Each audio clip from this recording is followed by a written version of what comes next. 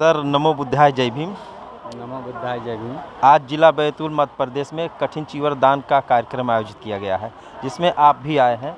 आप अपना शुभ परिचय दीजिए और इस कार्यक्रम के बारे में थोड़ा जानकारी दीजिए।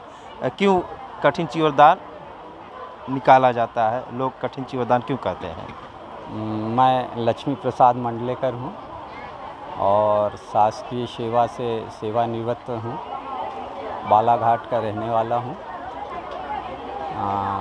और भगवान बुद्ध की विद्या विपश्यना का साधक हूँ और उसी से मेरा संपर्क भंते विनय रक्षिता से जो हुआ, जो कि इंटरनेशनल स्तर के भंते हैं और बैतूल ही नहीं तो मध्य प्रदेश और भारत के लिए एक जैसा संघ होना चाहिए, भगवान जैसा चाहते थे भिक्षु संघ, उनका हम उपासकों की कल्पना होती है कि हमारा जो आराध्य है वो कैसे होना चाहिए।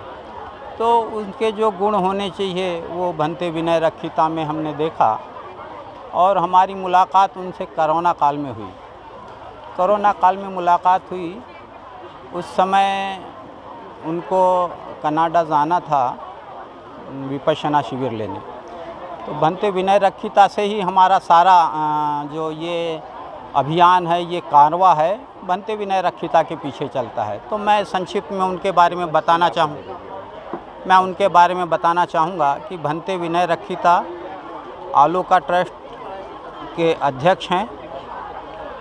उनकी दो कल्पनाएं हैं, जो सपना है जो बाबा साहेब आम्बेडकर चाहते थे उसको पूर्ण करने के लिए। तो एक तो उनका ये है कि भिक्षु संघ का निर्माण हो भारत में, और दूसरा जैसा बाबा साहब चाहते थे कि समाज शिक्षित हो, संगठित हो और संघर्ष करे अपने अधिकारों के लिए। तो उन्होंने एक कल्पना की कि एक ऐसा आवासीय विद्यालय हो जहां हम बच्चों को प्रशिक्षित करें, तो उनको हम एकेडमिक एजुकेशन तो दें, साथ में उनको हम नैतिक शिक्षा दें। तो उस कार्यक्रम के लिए उन्होंने हमसे चर्चा की और हमसे कहा कि यदि ऐसा हो सकता है कि हम एक ऐसा आवासीय विद्यालय स्थापित करें जहां हम बच्चों को एकेडमिक एजुकेशन के साथ साथ नैतिक शिक्षा भी दें। तो इस कल्पना के तहत उन्होंने ये तय किया कि ऐसा स्थान हो जो मध्य प्रदेश और महाराष्ट्र के बॉर्डर में हो, उसमें आवाजाही की सुविधा हो, सुगमता हो। तो उसमें हम लोग स्थान खोजते रहे और बैतूल का उसमें चयन हुआ। और बैतूल में एक स्थान जो आज सावंगा है, वहाँ पर हम लोगों ने 10 एकड़ ज़मीन खरीदी। भंते जी की ये कल्पना थी कि समाज बहुत ज़मीन हो जाती है। हाँ, 10 एकड़ ज़मीन पर्याप्त ज़मीन है हमारे पास और 3 एकड़ हमको दान में मिली हुई, ऐसी 13 एकड़ ज़मीन हमारे पास है। अरे वाह, बहुत अच्छा। तो उनका ये था कि समाज के जो प्रबुद्ध लोग हैं, जो चाहते हैं कि हमने तो बाबा साहेब की देन से अच्छे शिक्षित हो गए, हमारा परिवार शिक्षित है, बच्चे शिक्षित हैं, अच्छे पदों पर हैं, किंतु जो लोग चाहते हैं कि हमने तो अपना विकास कर लिया, अब हम समाज का विकास करें। तो ऐसे कम से कम 100 लोग जो ये चाहते हैं कि हम समाज के प्रति अपना उत्तरदायित्व निभाएं, तो ऐसे लोग 100 लोग मिलें जो इस ट्रस्ट के आजीवन सदस्य हों, जो कम से कम 1 लाख रुपए दान करें और एक बच्चा समाज का जुटाएं। तो 100 लोगों का उनका लक्ष्य था। उस कार्यक्रम में हम आगे बढ़े, हमारे पास 100 लोग मिले और आज की तारीख में हमारे पास में जो है 65 लोगों ने 1-1 लाख रुपए दान दिया है भंते जी को और उसके आजीवन सदस्य हैं। इसमें बैतूल का बहुत बड़ा योगदान है।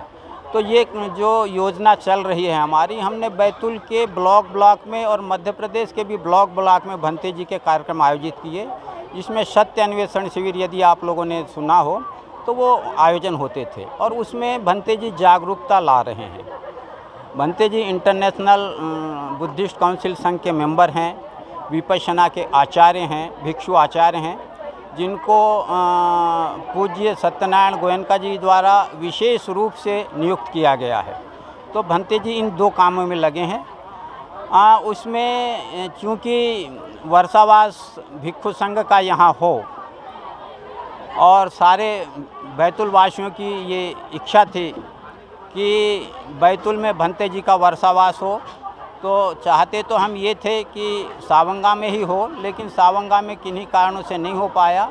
बैतुल में भंते जी का वर्षावास हुआ और अब ये वर्षावास में जो है, जो भंते जहाँ वर्षावास करते हैं तो 3 माह के वर्षावास के पश्चात इनकी ये कठिन तपस्या होती है, उसके बाद ये कठिन चीवरदान होता है। तो बुद्ध देशों में तो ऐसा होता है कि चीवर जो है वो बनाया जाता है, सूत काट करके उसका कपड़ा बनाया जाता है, फिर उसका रंगाई होती है, फिर उसकी जो है सिलाई होती है और उसके बाद में वो एक ही चीवर, वो ये बहुत ही महत्वपूर्ण चीवर है। और ये जैसा बुद्ध शासन में कल भंते जी ने भी बताया कि 4 उपासकों के लिए महत्वपूर्ण चीज़ें होती हैं। एक तो होता है भोजन दान, दूसरा होता है चीवर दान, तीसरा होता है विहार दान और चौथा होता है औषधि दान। ये उपासकों के लिए जो हमारे दायक होते हैं उनके लिए ये 4 महत्वपूर्ण चीज़ें होती हैं। तो कठिन चीवर दान एक ही बनता है और वो संघ को दान किया जाता है उपासकों की ओर से, और वो जो है फिर संघ ये निर्णय करता है कि ये चीवर किसको दिया जाएगा। तो ये चूँकि एक ही चीवर बनता है और ये बुद्ध शासन का सबसे महत्वपूर्ण समारोह होता है। तो हम सभी लोग बड़े पुण्यशाली हैं और जो लोग इसमें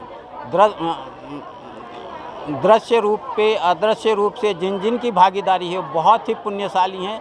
ये सभी को उपलब्ध नहीं होता है। तो ये आपने जो इस कार्यक्रम को